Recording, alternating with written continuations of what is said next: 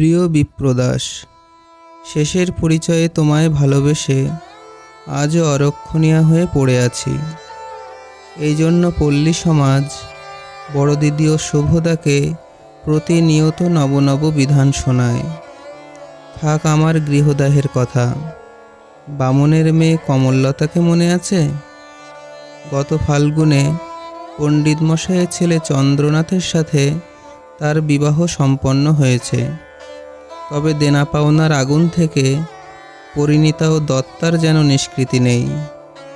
আর Srikanta, বৈকুণ্ঠের Willey সে আজ সর্বশান্ত হয়ে পথের দাবিতে ভবঘুরে হয়েছে।